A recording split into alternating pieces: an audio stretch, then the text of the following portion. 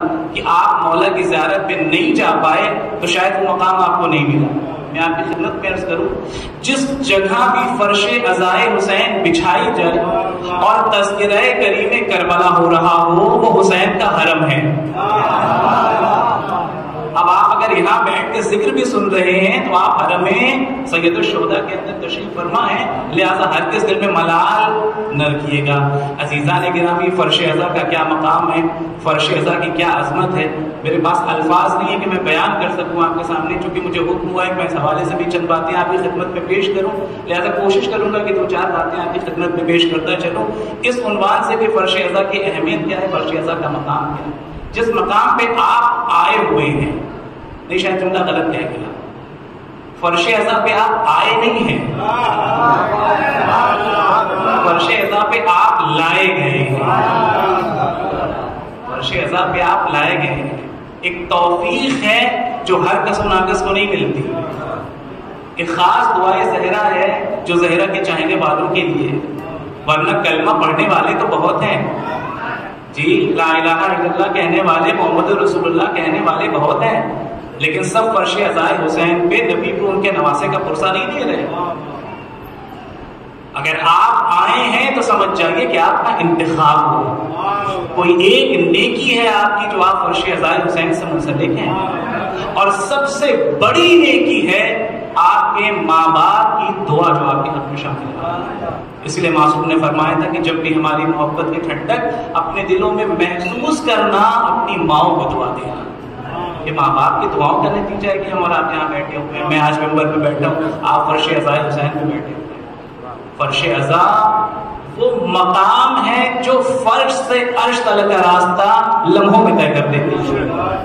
کچھ کہہ گیا آپ کی خدمت میں، فرش سے عرش تک کا راستہ لمحوں میں طے ہو جاتا ہے۔ ایک اشک عزا بہائیے، جنت میں گھر بنائیے۔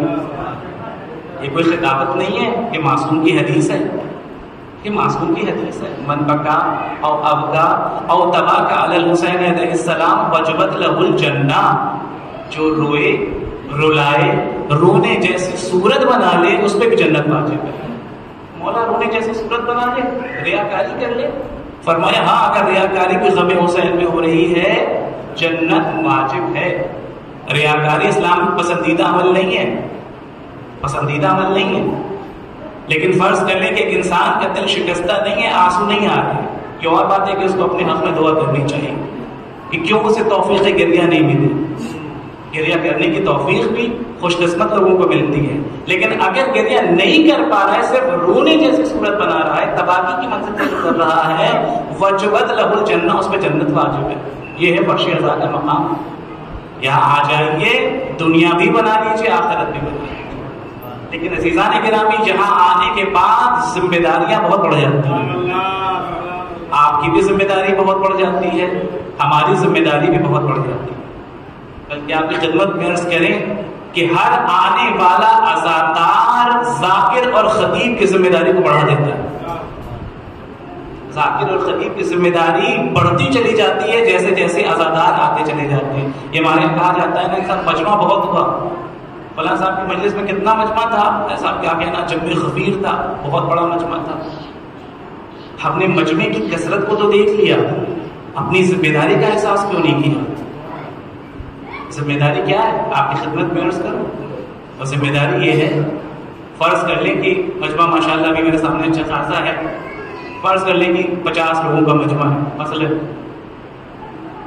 اور 50 لوگ میری مجلس میں تشریف فرما رہے، 1 گھنٹے کا بیان رہا، 1 گھنٹے کا بیان، تو اب یہ 1 گھنٹہ صرف میرا ہے یا 1 گھنٹہ 50 لوگوں کا ہے؟ کر رہا ہے، میں نے 1 گھنٹے نہیں لیے، میں نے 50 گھنٹے لیے۔ روز محشر عند اللہ مسئول رہوں گا، خدا مجھ سے سوال کرے گا، تم کو میں نے اس توفیق سے نوازا تھا کہ میں نے اپنی خاص امت کے 50 گھنٹے تمہیں دیے تھے، تم نے امت کو کیا دیا؟ کیا دیا تم نے؟ تم لوگوں کی خوشنودی کے لیے ان کے دلوں کو خوش کرتے چلے گئے یا ان کے قلوب کو اللہ سے نزدیک کرتے چلے گئے؟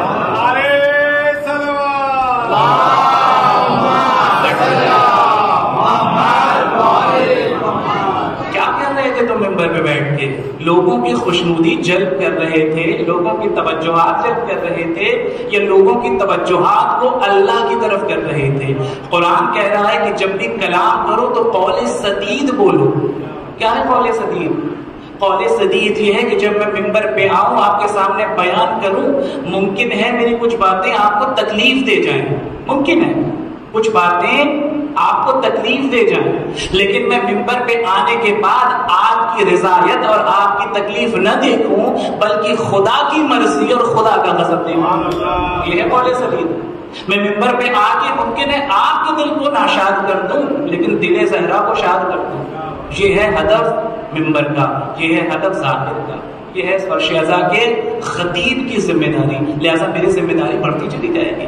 صرف ایک مجلس کا تو معاملہ بھی نہیں ہے، یہاں تو سلسلہ ہے مجالس کا ہمارے یہاں مسلسل، اور پروردگار عالم سے دعا کریں کہ یہ سلسلہ جاری رہے، نسل ہمارے یہاں ہم رہے نہ رہے، لیکن یہ سلسلہ جاری رہے، خالی رہے۔